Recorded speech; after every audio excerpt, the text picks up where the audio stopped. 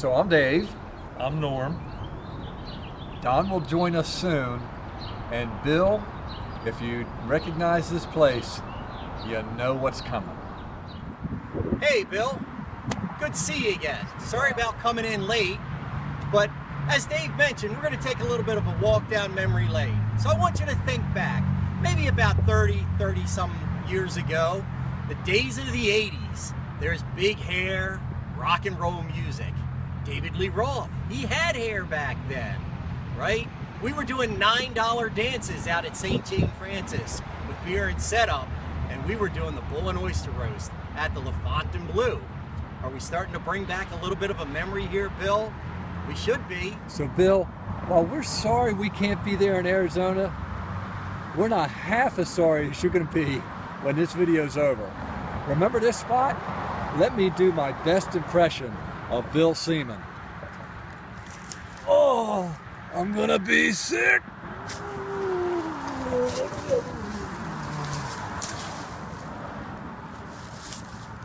Here, Bill, we'll help you up.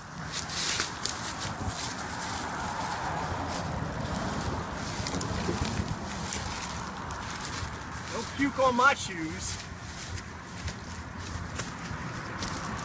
Does that look familiar, Bill, or you were too drunk to remember? Okay, Bill. So by now you've probably figured this out. And there is one part of the story that we couldn't actually show, and that was the third stage, where we dragged you into the house and stripped you naked and put you into bed. But we'll leave that visual for the rest of the folks there. From that point, I would have to say, for all of those that think that Bill is this straight-lace, very, very formal and disciplined Air Force kind of guy. Air Force guy. There's a different side to Bill. So for those of the in the audience wondering what the heck is going on here, the Fontainebleau bull and oyster roast. Bill was with his first wife at the time. That would be Ann. Ann was my wife's maid of honor. And believe it or not, in spite of this video, we're better friends now with Bill than we are with Ann. We decided to play quarters with tequila shooters for several hours. And Bill lost. Repeatedly. And nearing the end of the night, you're probably wondering why we're holding these candles. Bill decided that he hadn't had enough to drink yet. And yes, ladies and gentlemen, candle wax became his drink of choice. Here's to you, Bill.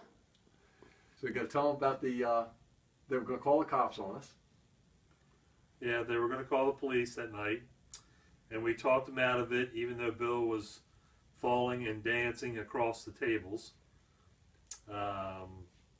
And we pretty much dragged him out of there before they got there. And as we're dragging him down the sidewalk, Ann was holding him up on one side, and Bill reeked of alcohol so bad, Ann puked and had nothing to drink at all that night. We put Bill in the car, and Ann and Bill went on down the road to head on home.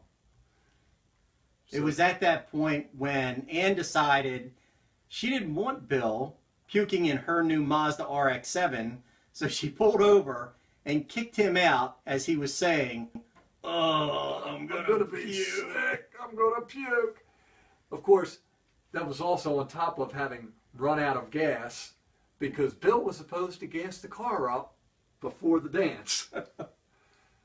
So we had to push the car to the gas station after picking Bill up off the ground to put him back into the car. So we're hoping, Bill, that you remember this story even though you were pretty well wasted. Because we remember it very well. And there's been no exaggeration. So your retirement, Bill, best wishes, good luck, lay off the candle wax. Yeah, and get a real job. Bill, I'd just like to thank you for your service, bud, and all the good times in the past. Look forward to many more. Appreciate it, Bill. And don't worry, I still got the agency up and running if you want to come back.